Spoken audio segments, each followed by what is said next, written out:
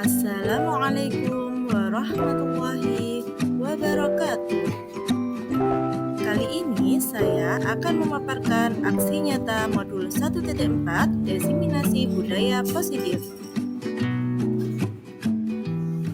Perkenalkan, saya Nurika Rahmawati, calon guru penggerak Angkatan 9 Kabupaten Sidoarjo, dengan Ibu Fasilitator Ibu Sulastri dan didampingi dengan pengajar praktik Bapak Eko Sugiharto.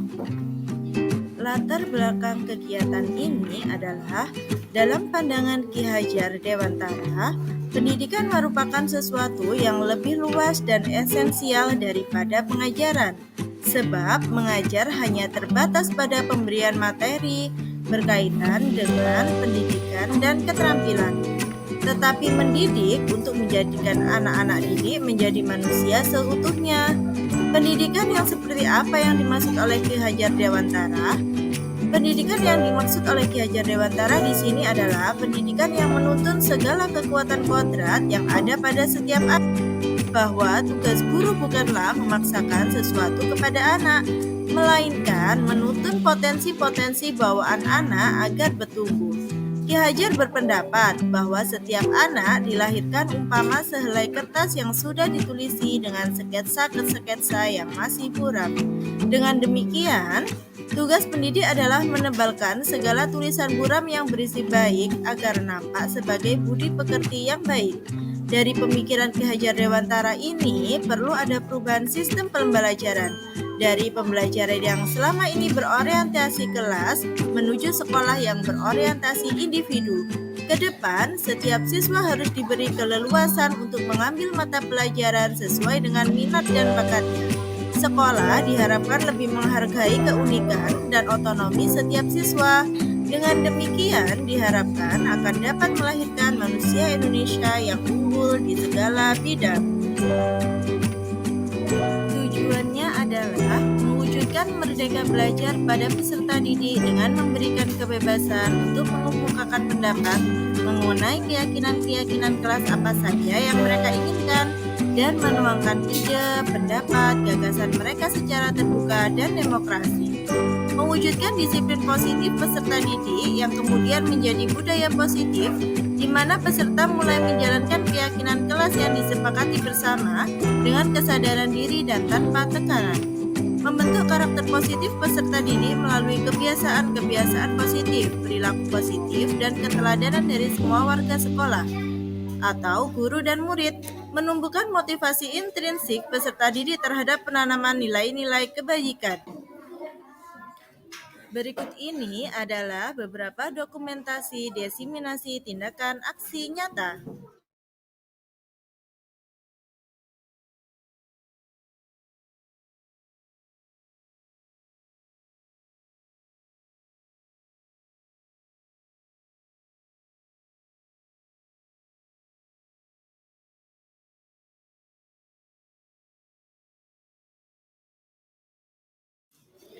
Berikut ini adalah kegiatan pengibasan materi modul 1.4 Budaya Positif di SDN Mergosari 2.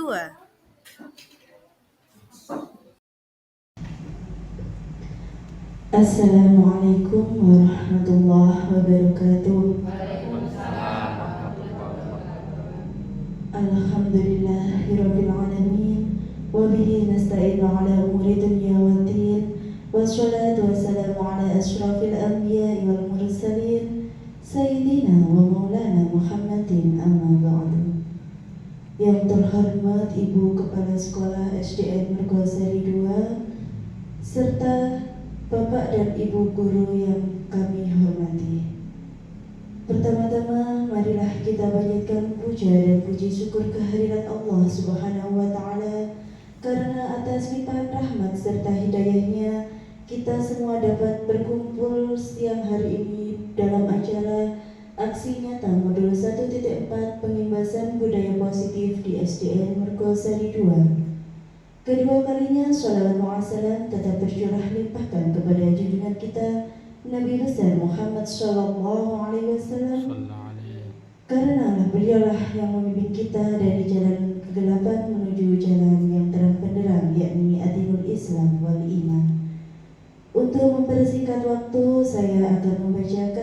susunan acara pada siang hari ini. Acara yang pertama pembukaan, acara yang kedua menyanyikan lagu Indonesia Raya, acara yang ketiga sambutan dari Ibu Kepala Sekolah SDN Mergosari II, acara yang keempat yakni pembebasan budaya positif di SDN Mergosari II, dan acara yang terakhir yakni penutup atau doa. Melangkah untuk acara yang kedua yakni menyanyikan lagu Indonesia Raya yang akan dibantu oleh Ibu Nikmatul Hayati. Kepada beliau waktu dan tempat kami persilakan.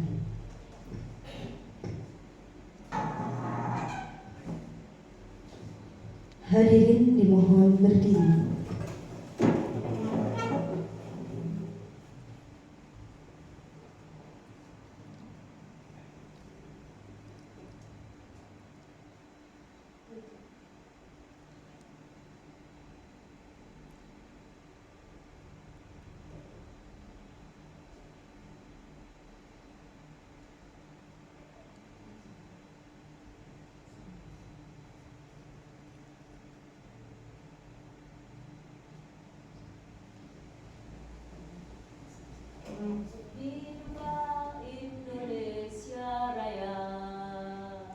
Indonesia tanah airku, tanah tumpah darahku.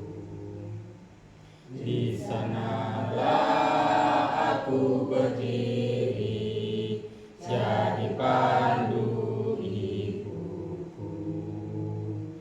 Indonesia kebangsaanku, bangsa dan airku, marilah kita berseru, Indonesia bersatu. Hiduplah tanahku, hiduplah negeriku, bangsaku, rakyatku semuanya. Bangunlah jiwanya, bangunlah badannya untuk Indonesia Raya. Indonesia Raya, merdeka, merdeka, tanahku, negeriku yang ku cinta. Indonesia Raya, merdeka, merdeka, hiduplah Indonesia Raya.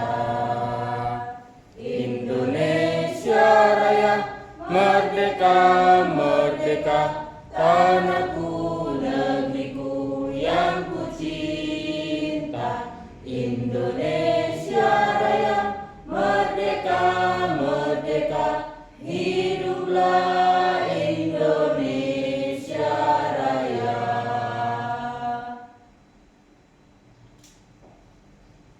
Hadirin dipersilakan duduk kembali.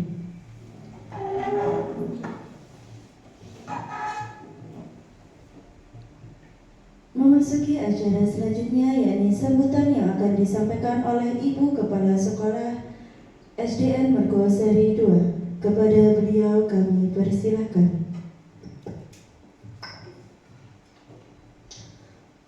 Assalamualaikum warahmatullahi wabarakatuh.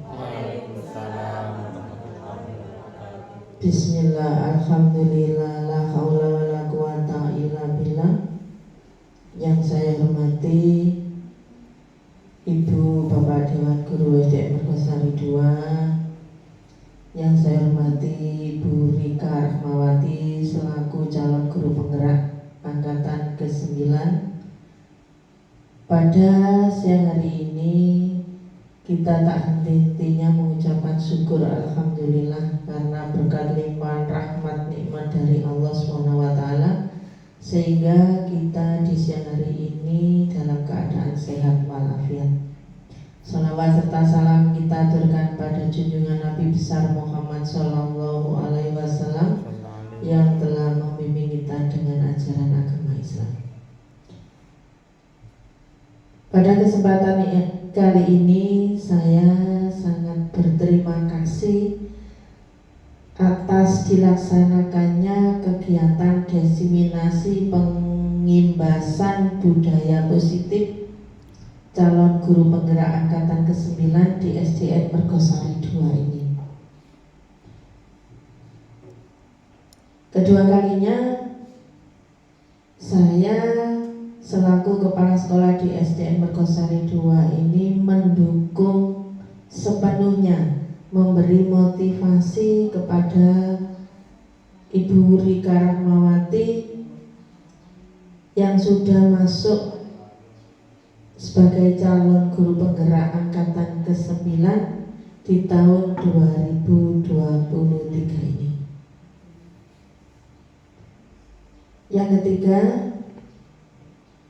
mudah-mudahan setelah nanti Ibu Rika ini lolos, selesai melaksanakan tugasnya di CGP angkatan ke-9, Bu Rika bisa membagikan ilmunya, bisa menularkan ilmunya, bisa mengajak teman-teman khususnya di SDN Mergosari 2 Kecamatan Tarik Kabupaten Sidoarjo ini untuk mendaftarkan diri sebagai guru penggerak.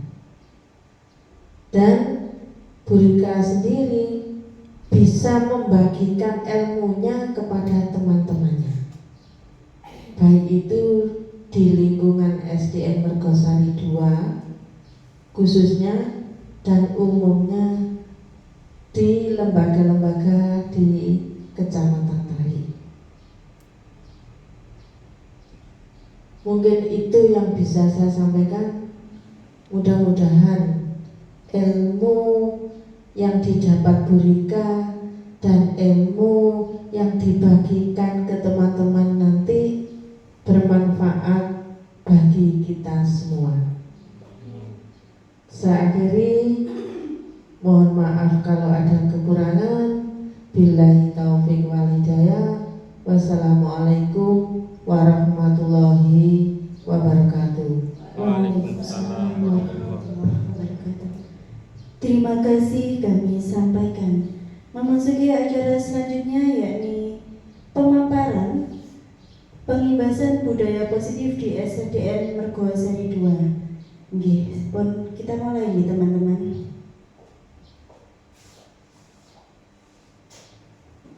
Iya, di modul 1.4 saya belajar tentang budaya positif.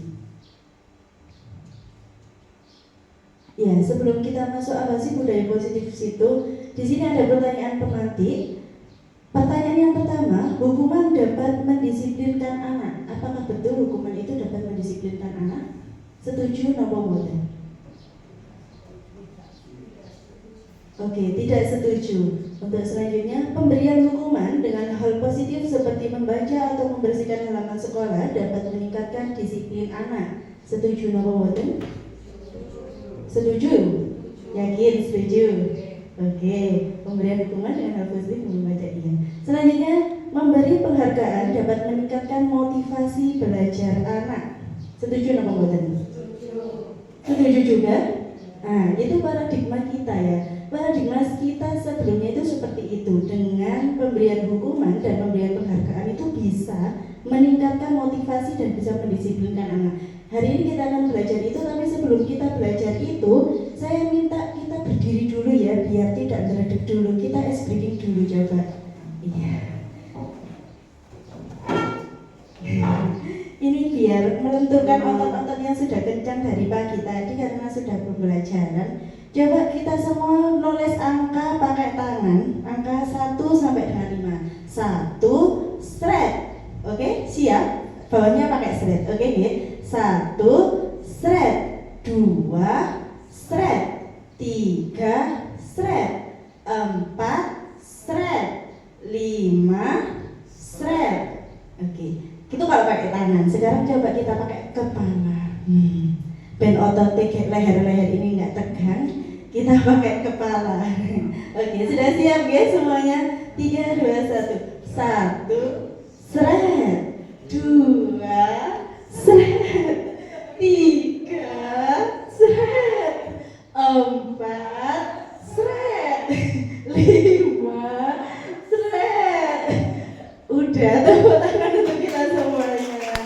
ya, biar lehernya tidak kencang. Oke. Hari ini kita akan membahas budaya positif. Jadi dulu paradigma kita semua guru-guru yang ada di sekolah itu meyakini dengan pemberian hukuman dan penghargaan itu bisa meningkatkan dan memotivasi siswa. Nah, hari ini kita akan belajar itu, Ibu.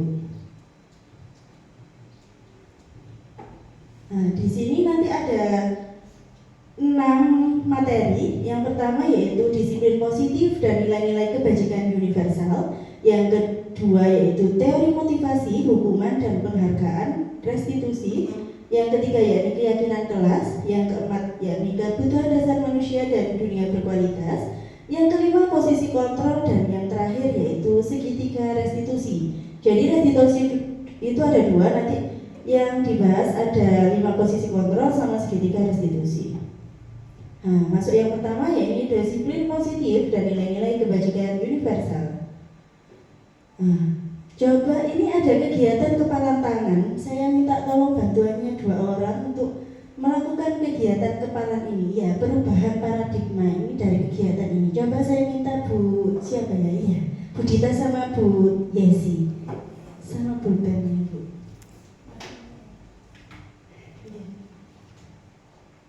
Ya. Jadi ada A dan B, ada Bu Yesi dan Bu Dita. Coba sebaiklah secari kertas kecil.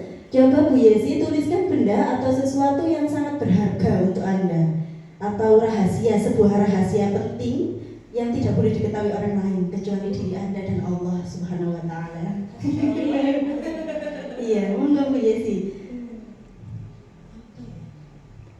Oke, sudah Bu Yesi. Oke. Letakkan di salah satu tangan Anda dengan genggam benda tersebut dengan segala daya. Buatlah sebuah kepalan. Lalu Bu Dita mencoba dengan sekuat tenaga. Coba dirembut dengan sekuat tenaga dengan berbagai cara untuk meminta Anda. Membujuk. Tidak boleh. Nanti aku kasih makanan. Aku nggak mau. Jalan-jalan. Iya, bujuk rayunya. Terus mengancam pakai nanti aku nggak mau teman sama kamu loh. Nggak mau.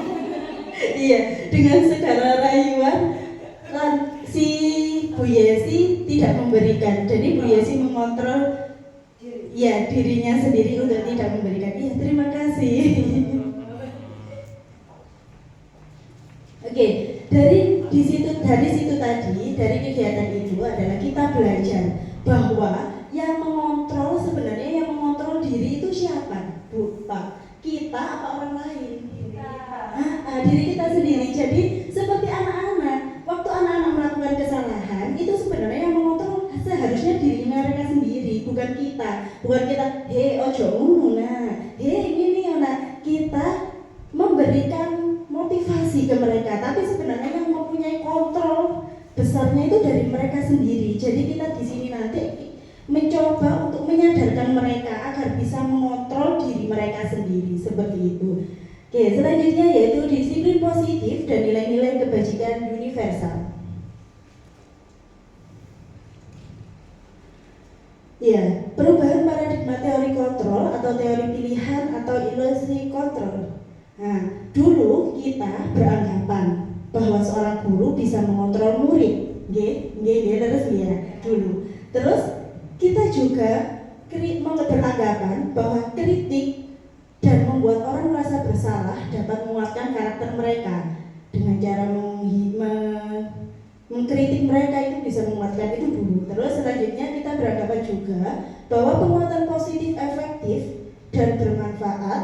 Selanjutnya kita juga beranggapan bahwa orang dewasa itu memiliki hak penuh untuk memaksa mereka harus seperti ini, harus seperti itu, padahal itu sebenarnya salah.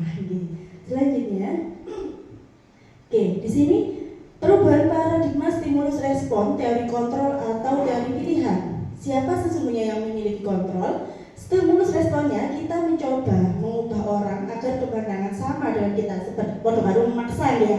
Kita memaksa mereka untuk berpandangan sama seperti mereka. Sebenarnya teori kontrolnya atau pilihannya yaitu kita harus berusaha memahami pandangan dari sudut mereka, pandangan orang lain tentang dunia. Selanjutnya, perilaku buruk dilihat sebagai suatu kesalahan. Nah, ini biasanya kita ya selalu melihat perilaku anak-anak yang buruk itu adalah kesalahan. Nah, padahal semua perilaku memiliki tujuan. Kita tidak pernah memperindahkan tujuan mereka, tapi kita selalu melihat oh itu salah dan salah. Kita nggak tahu tujuan mereka apa.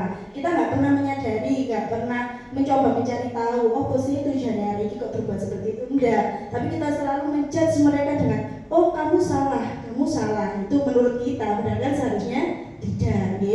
Lanjut, orang lain bisa mengontrol saya. Itu yang dulu stimulus respon. Lanjut, yang sekarang teori kontrol yaitu hanya Anda yang bisa mengontrol diri Anda. Nah, dengan di sini kita sadar bahwa si mengontrol apa yang terjadi di diri kita ya diri kita sendiri. Yang mengontrol segala sesuatu pada diri kita ya diri kita sendiri, bukan kontrol dari orang lain.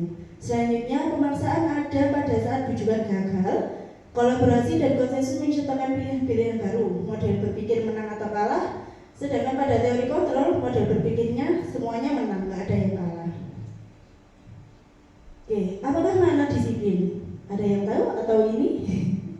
Langsung ya. Berasal dari bahasa Latin disiplina yang artinya belajar. Jadi disiplin itu artinya belajar. Makna asal dari kata ini berkonotasi dengan disiplin diri dari murid-murid Sokrates dan Plato. Disiplin diri membuat orang menggali potensinya menuju sebuah tujuan apa yang dihargai. Namun dalam budaya kita, makna kata disiplin telah berubah menjadi sesuatu yang dilakukan seseorang pada orang lain untuk mendapatkan kepatuhan. Kecenderungan umum adalah menghubungkan kata disiplin dengan ketidaknyamanan, bukan apa yang kita hargai atau pencapaian suatu tujuan mulia. Nah, di sini kita sudah berubah menjadi yang keharusan, suatu keharusan. Disiplin itu berarti kudu ini, harus ini ya, itu pandangan kita nih selama ini. Nah, selanjutnya kita masuk ke pembelajaran 2.2 yaitu teori motivasi, hukuman, penghargaan, dan restitusi. Oke. Dulu, sebelum saya lanjut ini dulu, kita selalu memberikan hukuman dan penghargaan bagi anak-anak. Nggih, leres nggih. Padahal sebenarnya itu tidak boleh, karena hukuman bisa membuat anak merasa malu, sedangkan penghargaan juga bisa membuat anak menjadi iri hati ya sama temannya. Nah, di sini kita akan mempelajari tentang itu, Bu, Pak. Oke, teori motivasi perilaku manusia. Setiap perbuatan kita selalu ada motivasinya. Yang pertama, untuk menghindari ketidaknyamanan atau hukuman. Apa yang akan terjadi apabila saya tidak melakukannya? Untuk mendapatkan imbalan dari orang lain atau institusi. Yang ketiga, untuk menghargai diri sendiri. Nah, biasanya kalau Bapak Ibu itu kira-kira motivasinya dari yang mana? 1, 2, atau 3? Oh, aku tak budal bisu rek. Engko jekne didelok industri. Oh, kok aku oleh penghargaan. Nah, itu berarti itu yang keberapa, Pak? Untuk mendapatkan imbalan atau penghargaan. Nah, itu berarti motivasinya dari luar atau dari diri sendiri? Dari luar, ada sebabnya. Nah, coba lagi. Oh, aku besok tak berangkat. Oh, ganti. Oh, besok aku tak bawa tugas RPP itu, modul ajarnya saya lengkapi semua biar nggak dapat hukuman. Nah, itu berarti motivasinya dari siapa? Iya, dari luar, dari eksternal, bukan dari diri kita sendiri. Padahal seharusnya kita memotivasi diri kita sendiri, tapi sulit ya, Bapak Ibu ya. Saya sendiri juga masih kesulitan. Cek ini itu masih kesulitan ya, tapi kita belajar, berusaha terus. Nah, ini menurut Ki Hajar Dewantara, merdeka itu artinya tidak hanya terlepas dari pemerintah, akan tetapi juga cakap buat memerintah diri sendiri. Nah, jadi kalau kita belum bisa memerintah diri kita sendiri, masih males-malesan dengan segala urusan yang ada, berarti kita belum merdeka, ya. Kita belum merdeka menurut Ki Hajar Dewantara, karena kita tidak bisa memerintah diri sendiri. Selanjutnya, dihukum oleh penghargaan. Oke. Bahwa penghargaan berlaku sama dengan hukuman dalam arti meminta atau membujuk seseorang melakukan sesuatu untuk memenuhi suatu tujuan tertentu dari orang yang meminta atau membujuk. Dorongannya eksternal dan akan ada faktor ketergantungan. Beberapa dampak dari pemberian penghargaan penghargaan. Nah, ini dampaknya Bu. Dampaknya kalau kita memberi penghargaan kepada anak. Ayo siapa yang bisa, nanti saya kasih hadiah. Nah, seperti itu. Nah, Bu Guru punya ini pensil bagus, yang berani maju nanti saya kasih. Nah, itu kan penghargaan. Nah, ini dampak dari penghargaan yaitu pengaruh jangka panjang dan jangka pendek. Penghargaan mendukung, penghargaan mengurangi ketepatan, penghargaan itu tidak efektif, dan penghargaan itu bisa merusak hubungan antara teman. Selanjutnya, dihukum oleh penghargaan. Dengan penghargaan menurunkan kualitas. Soalnya nopo? Dia tidak dari dirinya sendiri. Oh, cek ini dapat hadiah, aku tak milih rek cek ini oleh ini. Jadi dia bisa menurunkan kualitasnya. Padahal seharusnya kalau dia dari diri sendiri dia bisa lebih bagus. Tapi karena yang penting aku dapat hadiah, nah, dia menyepelekan. Dia tidak berusaha sebagus mungkin. Nah, penghargaan juga mematikan kreativitas. Penghargaan mengurangi motivasi intrinsik dari dirinya sendiri tadi. Karena penghargaan motivasinya dari mana tadi Bu? Iya, dari ekstrinsik, bukan dari dirinya sendiri. Oke, selanjutnya bentuk program kebajikan apresiasi. Kita tidak boleh menghukum, kita tidak boleh memberi penghargaan, tapi kita memberikan apresiasi. Ya ini, kita harus memberikan apresiasi, bukan hukuman dan bukan penghargaan.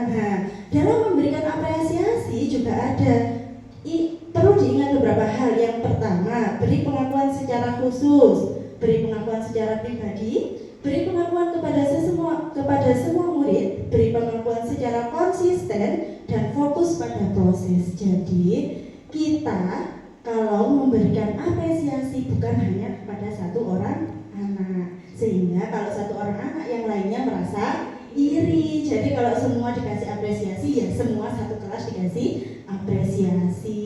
Terus memberi pengakuan secara konsisten itu terus menerus, jadi terus diingat, diiling, terus diberikan apresiasi.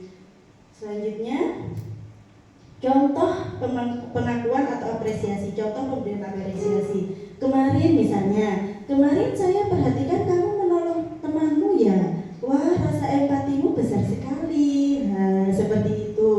Kalau itu, terus selanjutnya saya menghargai.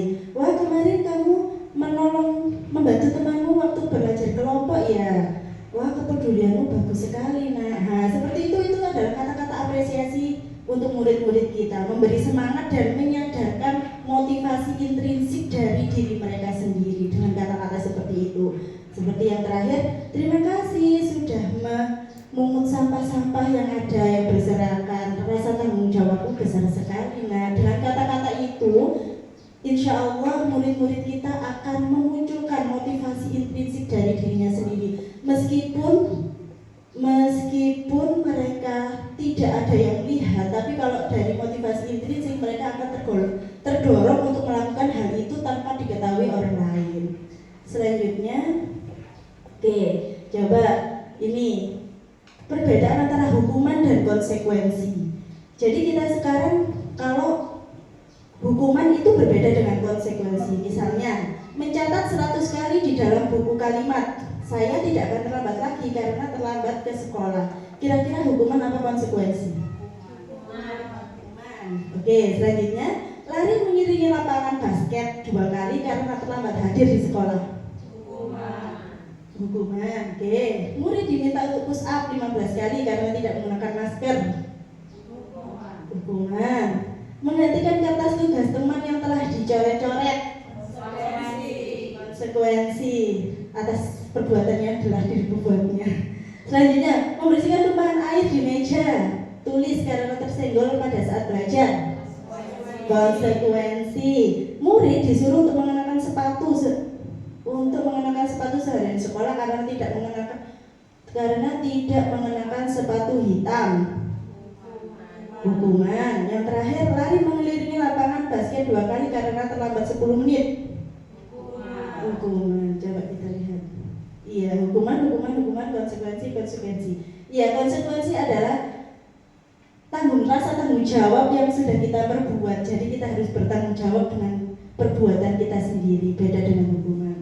Lanjut. Nah, di sini ada perbedaan hukuman dan konsekuensi.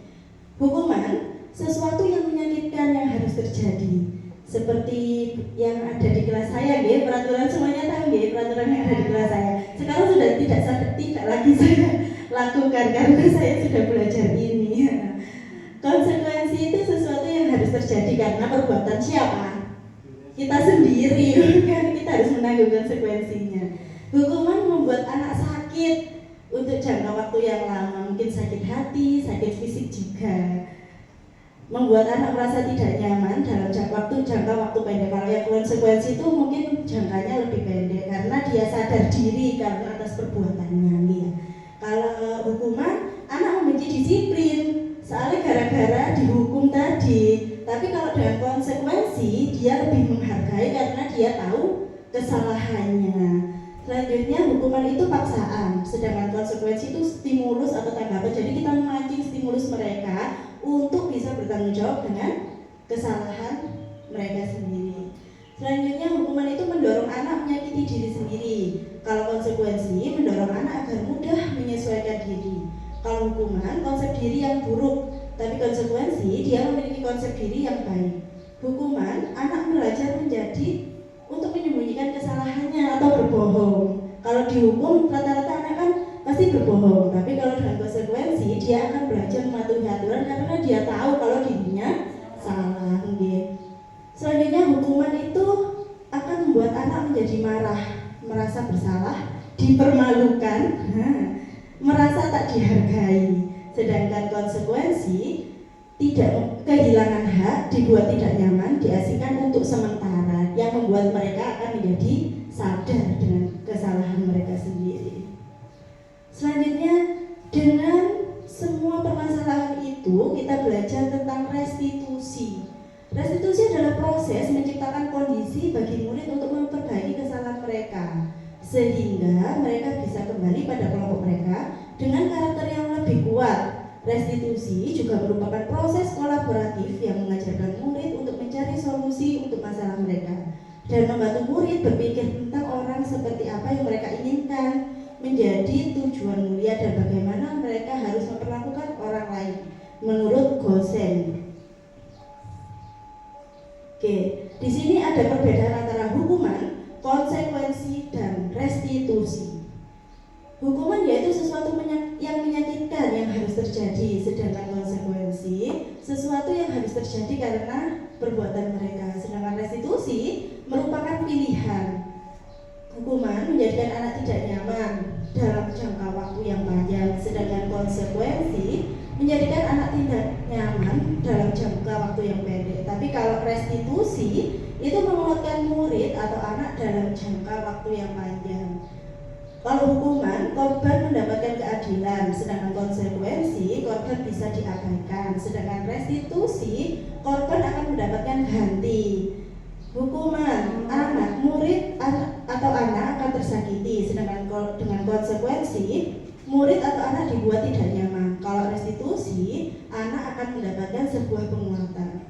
Kalau hukuman, perilaku pasif agresif meningkat, sedangkan konsekuensi penguatan hanya bertahan dalam jangka waktu pendek. Kalau restitusi, masalah terpecahkan. Kira-kira Bapak Ibu guru pakai cara yang mana? Hukuman, konsekuensi, atau restitusi? Nah, restitusi. Kita akan belajar tentang restitusi. Bagaimana caranya merestitusi anak-anak. Oke, ciri-ciri restitusi ada 9. Restitusi bukan untuk menebus kesalahan, namun kita belajar dari kesalahan yang sudah diperbuat. Terus, restitusi memperbaiki hubungan antara pelaku dengan korban, tidak malah menjadi musuhan. Selanjutnya, restitusi itu tawaran. Jadi kita tawarkan kepada mereka, maunya gimana, langkah kalian seperti apa, bukan paksaan. Kalau dulu kita selalu maksa, kalau gitu minta maaf loh, kalau gitu benar, no itu yang sudah kamu rusak. Itu kan dulu kita selalu memaksa. Tapi kalau restitusi tidak, kita menawarkan ke mereka, biar mereka yang berpikir sendiri bagaimana cara mengatasi masalah yang sudah diperbuatnya. Selanjutnya, restitusi menuntun untuk melihat ke dalam diri. Jadi mereka bisa menyadari dirinya sendiri, bisa memperbaiki kesalahannya sendiri. Restitusi mencari kebutuhan dasar yang mendasari tindakan. Restitusi diri adalah cara yang paling baik. Restitusi fokus pada karakter, bukan tindakan. Restitusi fokus pada solusi atas permasalahan yang sudah terjadi. Restitusi mengembalikan murid yang berbuat salah kepada kelompoknya sehingga tidak bermusuhan lagi dengan temannya. Oke, selanjutnya eksplorasi konsep keyakinan kelas. Oke. Kalau dulu kita biasanya buatnya peraturan kelas ya, sekarang kita sudah berubah pakai keyakinan kelas. Kenapa sih kok? Mengapa kita memiliki peraturan harus? Kenapa kok harus diubah keyakinan kelas nanti ada? Kenapa kok tidak peraturan saja? Ini misalnya, mengapa kita memiliki peraturan harus menggunakan helm bila mengendarai kendaraan roda 2? Apa? Itu alasannya untuk keselamatan diri sendiri. Selanjutnya, mengapa kita memiliki peraturan 3M, menggunakan masker, mencuci tangan? Oh, ini waktu pandemi kemarin ya. Itu untuk menjaga apa kira-kira? Oke, untuk dirinya sendiri kan? Iya. Selanjutnya, mengapa kita memiliki peraturan harus datang tepat waktu pada saat mengikuti pelatihan? Apa? Iya, disiplin diri.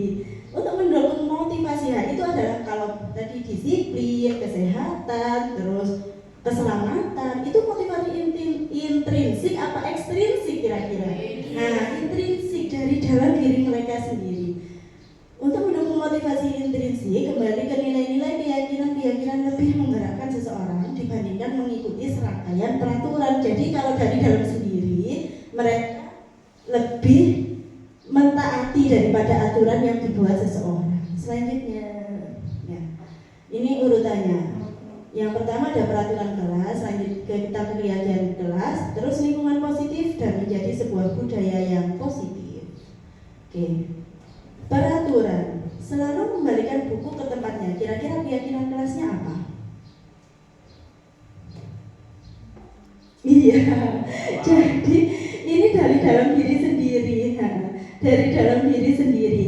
Kalau mari membaca buku harus dikembalikan ke tempatnya. Berarti apa kira-kira yang mendasari keyakinan dari dirinya sendiri? Iya, tanggung jawab pada dirinya sendiri. Dilarang mengganggu orang lain.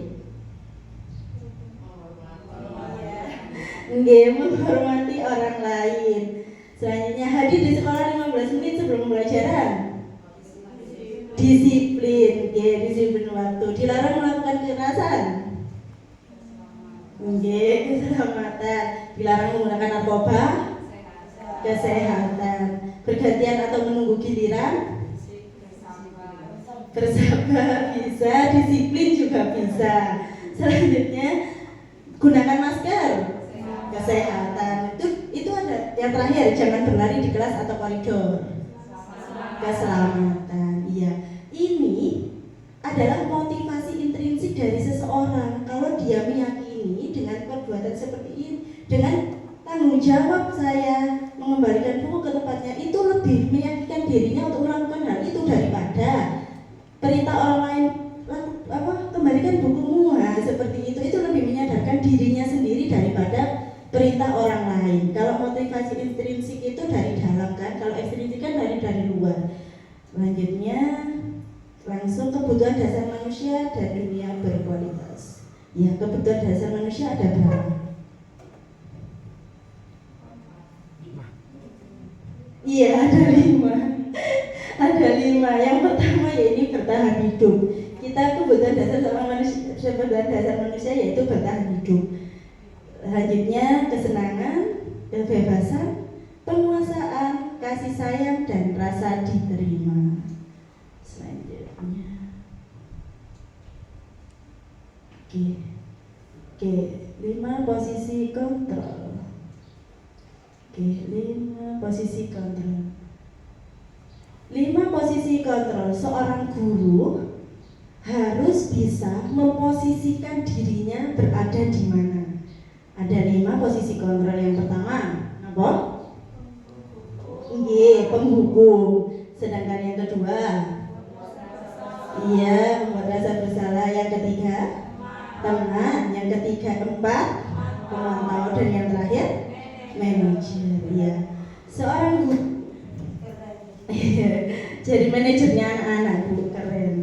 Kalau seorang bu guru bilang,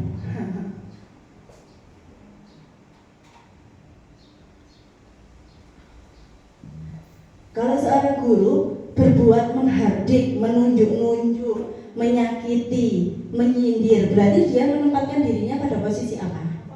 Penghukum, dengan kata-kata kalau kamu tidak melakukannya, awas ya nanti. Nah, itu berarti gurunya dia menempatkan posisi dirinya pada penghukum, memberontak, menyalahkan orang lain. Murid meletakkan guru di luar dunia berkualitas. Biarkan saja, nanti juga marah-marah lagi. Dan murid akhirnya dampaknya akan mengulangi kesalahannya lagi. Soalnya dia tambah merasa benci sama gurunya, ya.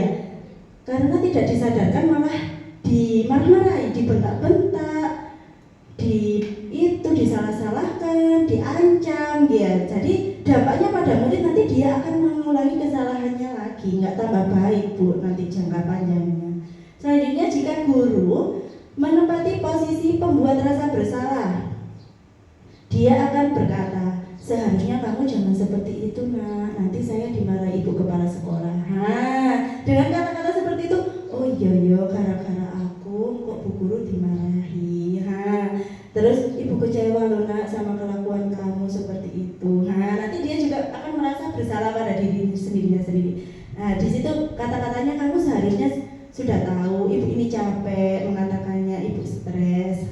Hasilnya dia akan menyembunyikan, menyangkal, dan berbohong. Murid juga akan meletakkan guru di dalam dunia berkualitas. Dia akan berkata, maafkan saya. Dia akan merasa rendah diri dan menyadari kesalahannya. Setelah itu, jika guru memposisikan dirinya menjadi teman, di sini guru membuatkan alasan-alasan untuk muridnya. Di sini bu guru kata-katanya, ayolah lakukan demi ibu. Masa kamu tidak mau? Ingat, tidak, ibu pernah bantu kamu loh. Di sini muridnya merasa ketergantungan sama bu gurunya. Murid meletakkan guru sebagai orang yang sangat penting.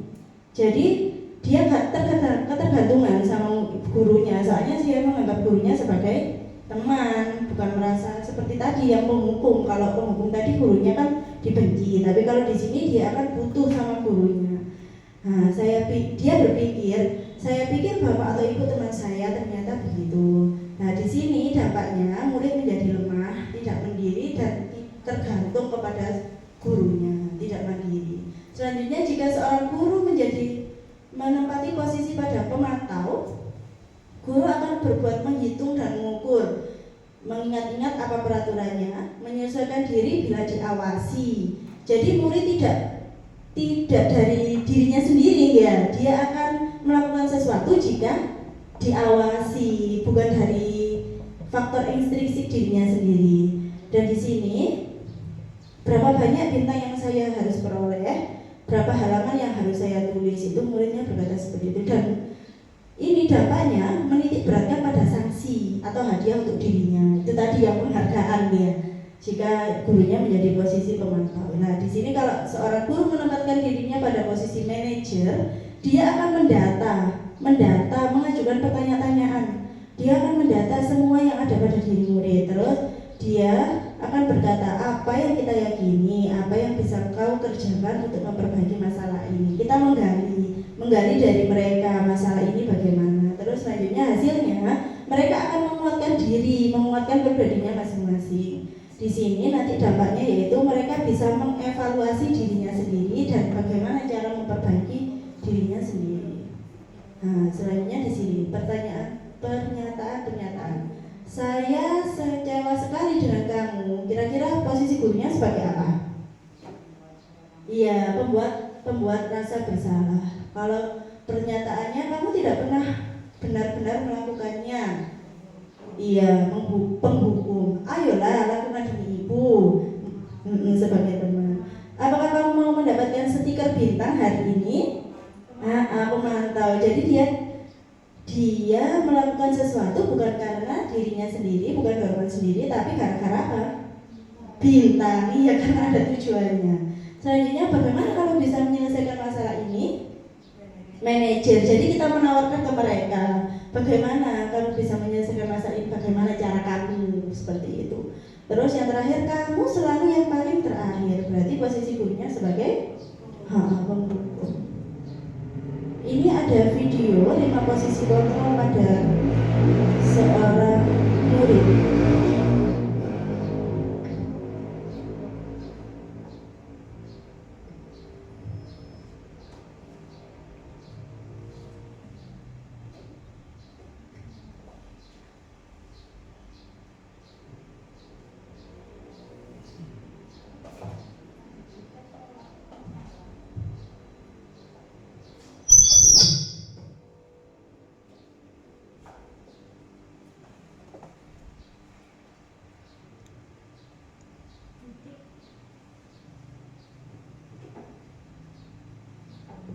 Lima posisi kontrol yang dikembangkan oleh Diane Gosson dan contoh penerapannya.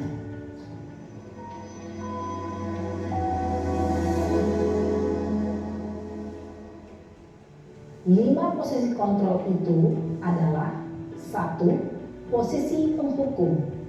2. Posisi pembuat merasa bersalah. 3. Posisi teman. 4. Posisi pemantau atau monitor. Dan 5. Posisi manajer. Untuk lebih memahami kelima posisi tersebut, mari kita saksikan kasus Naren yang terlambat hadir 20 menit di sekolah dan melihat bagaimana kelima posisi kontrol dalam menghadapi masalah tersebut.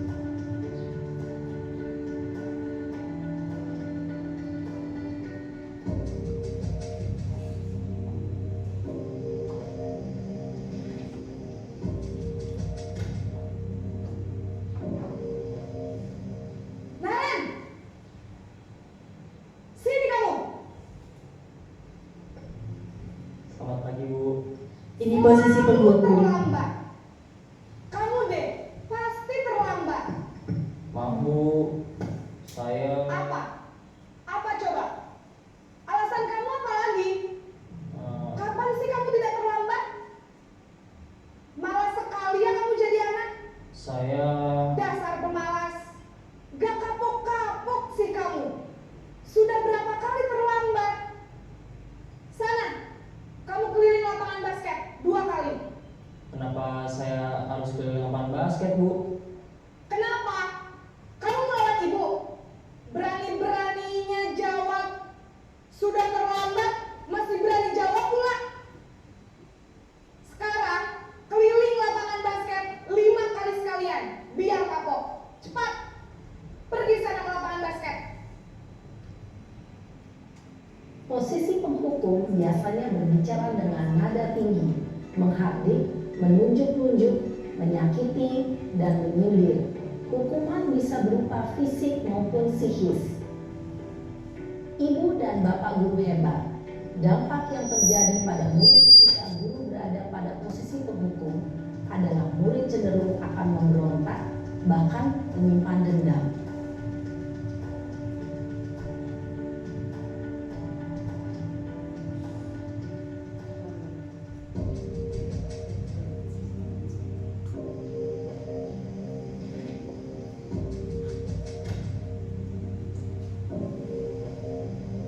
Naren!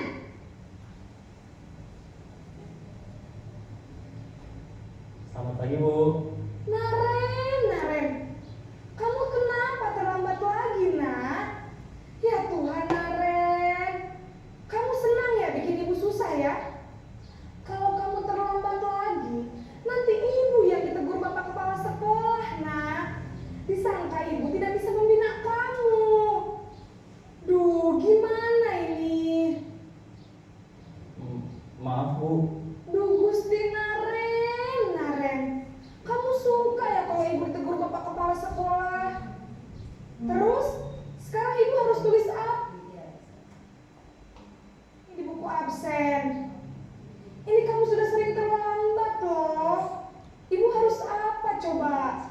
Maaf, Bu. Maaf sekali. Ya sudah, lain kali jangan bikin ibu susah lagi ya, nak. Ini jangan bikin ibu susah lagi ya, nak ya.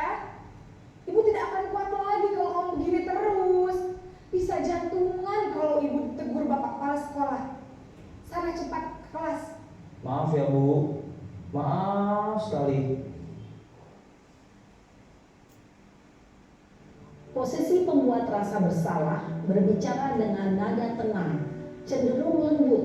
Namun kata-kata yang diutarakan membuat murid merasa menjadi orang yang gagal, memandang buruk dirinya sendiri, merasa tidak berharga, dan tidak sanggup membahagiakan orang lain. Ketika guru mengambil posisi pembuat rasa bersalah, murid akan menganggap dirinya yang bersalah dan ia akan menyimpan emosi negatif tersebut di dalam dirinya.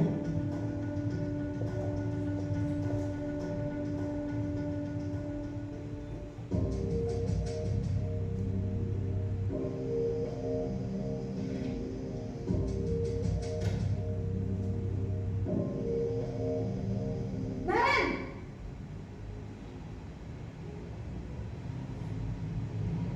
Selamat pagi Bu. wah, sudah jam berapa ini, Nak? Terlambat lagi ya, sayang. Iya Bu, habis ibu saya lupa membangunkan saya Bu.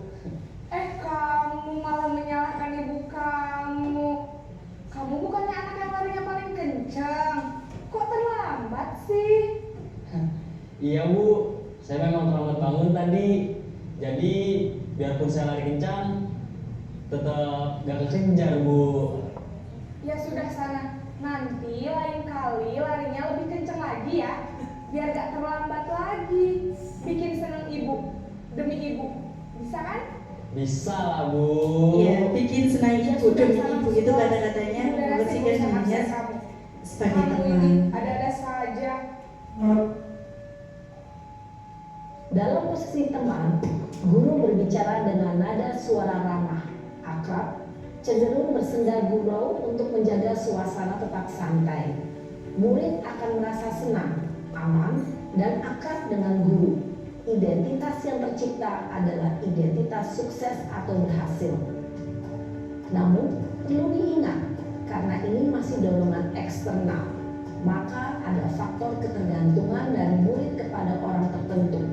Di sini guru absennya, sehingga di lain waktu murid bisa berperilaku baik, namun hanya kepada orang-orang tertentu saja.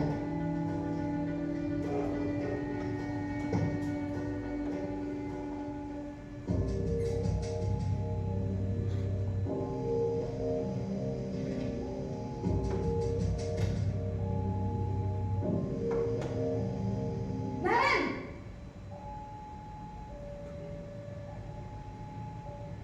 Selamat pagi Bu. Naren, apa peraturan sekolah kita tentang jam berapa kita harus masuk sekolah, Nak? Kita harus di sekolah jam 7 Bu. Iya betul, sekarang sudah jam 7.20. Naren sudah tahu konsekuensinya jika terlambat hadir. Paham Bu, saya harus tinggal kelas pas jam istirahat selama 20 menit. Iya benar, konsekuensinya demikian. Jadi nanti jam 9.30 pas istirahat, kamu harus tinggal di kelas, kerjakan tugas tambahan untuk ketertinggalan kamu, ya? Baik Bu. Posisi pemantau mengandalkan penghitungan atau data untuk mengontrol murid. Guru mengarahkan murid berdasarkan peraturan dan konsekuensi. Seorang pemantau menunjukkan bahasa tubuh dan ekspresi wajah yang datar dan cenderung formal.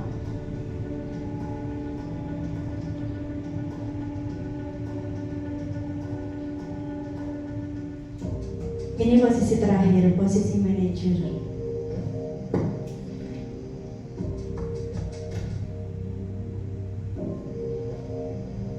Naren!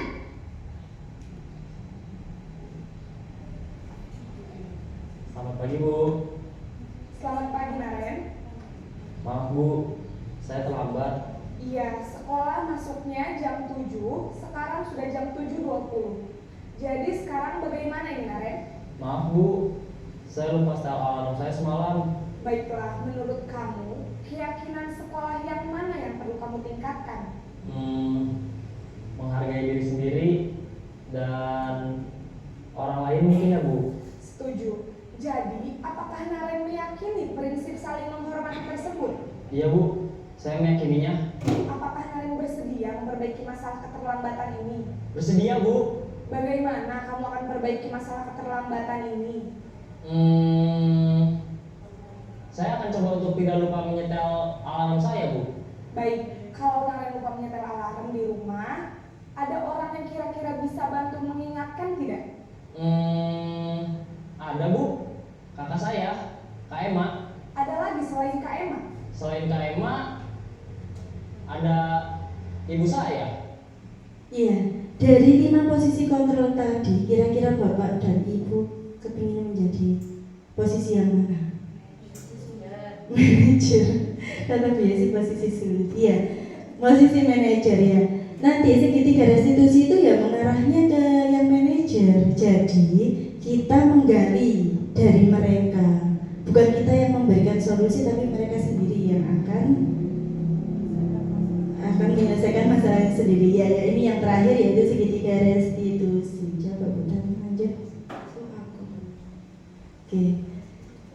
Yang pertama, urutan segitiga restitusi itu prosesnya ada 3, Bu, Pak. Yang pertama yaitu menstabilkan identitas.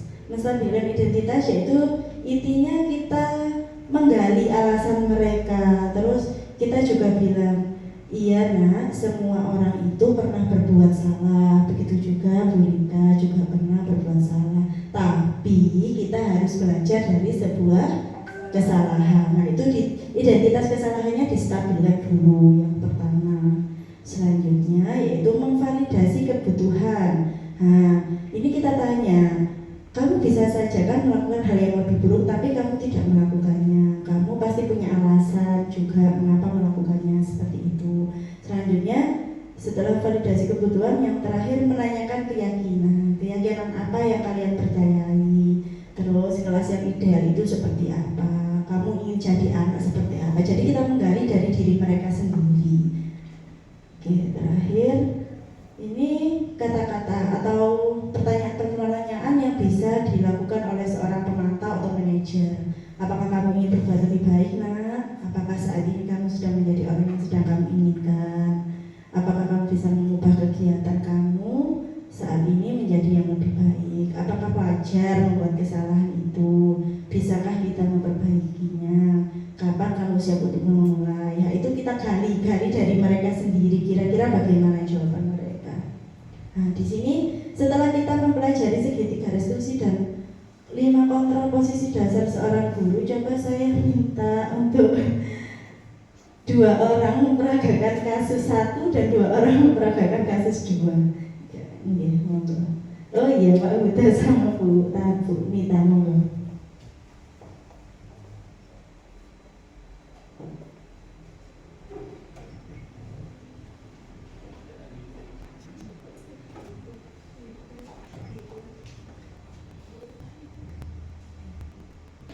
Wiran, coba kamu kesini nak. Iya Bu. Saya lihat tadi Wiran datangnya terlambat ya. Iya Bu. Kenapa Wiran datangnya lambat?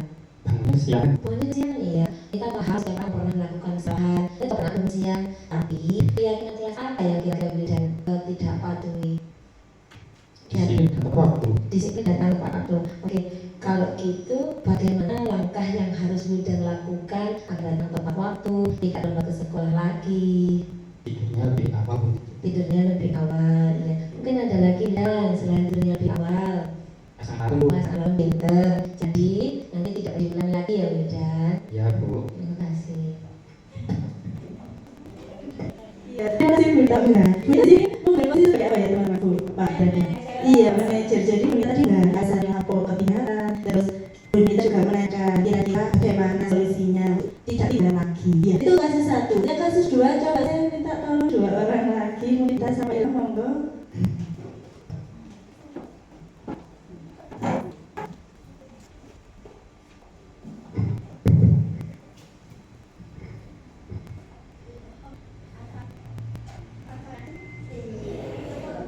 Iya Bu. Ada apa? Kok di Bu Rita tadi ada yang menangis, kenapa? Loh, tak tahu. Tadi tidak sengaja Bu Arfa mendorong Arfa. Oh, tidak sengaja gitu. Iya. Terus sampai bajunya tuh kamu apain lah? Tidak sengaja, mungkin dorongnya terlalu keras jadi kena baju robek. Kalau istirahat, kalau bermain, ya hadapi ya. Jangan kalau berlari-lari, berlari. boleh. Tapi hati-hati. Terus bagaimana kalau sudah sobek itu temannya baju? Ya saya minta maaf sama ini. Nanti pasnya coba saya perbaiki agar bisa kembali seperti awal. Terus keyakinan apa yang kamu rayu? Mungkin rukun dengan temanku. Iya, hidup rukun. Jadi sama temannya kalau bisa tuh yang rukun nggak boleh bertengkar gitu ya. Iya. Terus sama temannya tadi sudah minta maaf. Ini mau minta maaf Bu. Oh, iya. Nanti bajunya bisa bawa pulang diperbaiki. Iya. Bunita bagusan, Ilham Bunita, terima kasih banyak. Iya, jadi di sini Bunita sama Bunita sudah mengambil posisi sebagai posisi manajer. Iya. Lanjut berarti terakhir. Oke, refleksi. Coba. Di sini ada 4 kegiatan ini. Setelah kita lakukan kegiatan ini, kira-kira hal baru apa yang mengubah paradigma saya yang saya dapat? Coba ada yang bisa menjawab? Bisa bantu saya refleksi dari kegiatan ini tadi. Iya. Iya, terima kasih Bu Rika. Banyak sekali hal yang paradigma, bukan paradigma saya saja, paradigma semua temanku di sini. Sekarang kita membedakan apa itu hukuman, konsekuensi, restitusi. Mungkin nanti dalam kita pemecahan masalah kepada anak, mungkin kita bisa mengacu mana yang lebih baik kita berikan ke anak. Iya, terima kasih, benar sekali. Biasanya hari kita sudah sekali. Selanjutnya kira-kira perasaan apa yang muncul sama mengikuti sesi ini, khususnya mengenai makna disiplin dan motivasi intrinsik. Mungkin ada yang bisa bantu? Iya, perasaan gimana hari ini tadi dari awal sampai akhir? Perasaan yang saya rasakan dalam menjalani sesi senang mendapatkan banyak pengetahuan dan ilmu baru dalam mendidik siswa. Iya, terima kasih Bu Dira. Nah, selanjutnya kira-kira setelah kita belajar ini tadi, dulu sebelum kita belajar, kira-kira peran yang Ibu lakukan itu apa? Posisinya Mbak dulu memposisikan dirinya di posisi yang posisi kontrolnya sebelum kegiatan ini. Gimana? Kalau dulu mungkin saya lebih memposisikan diri sebagai penghukum. Oh iya. Karena lebih sering menghukum anak-anak saat melakukan pelanggaran yang ada di sekolah. Iya. Dan tidak disiplin dan anak-anak. Iya, terima kasih sama Pak. Dulu saya juga malah nemen loh. Untuk yang terakhir, kira-kira setelah kita mulai modul ini, setelah kita belajar saat ini, kira-kira Bapak atau Ibu ini menetapkan memposisikan dirinya pada posisi yang mana, Bu? Kira-kira? Kalau saya lebih cenderung menempatkan diri sebagai pemantau dan Oh iya, iya, iya. karena untuk anak yang lebih dewasa kita perlu menggurui teman. Nah, direct dan Iya. kalau dari teman, insya Allah Lebih dengar. didengar. Iya, iya. Terima kasih Bu, Bapak. Ayo, betul? Iya, terima kasih. Sudah selesai sesi ini. Terima kasih banyak untuk semuanya. Semoga kegiatan ini bermanfaat bagi kita semua, bisa menjadi pribadi yang lebih baik lagi. Kita semua terus belajar dan belajar kita bisa memperbaiki diri. Mungkin itu dia. Saya akhiri. Apa mungkin ada pertanyaan? Oh, pasti. Terima kasih banyak untuk kegiatan saya hari ini. Semoga kita bisa berjumpa di lain waktu. Saya akhiri. Assalamualaikum warahmatullahi wabarakatuh.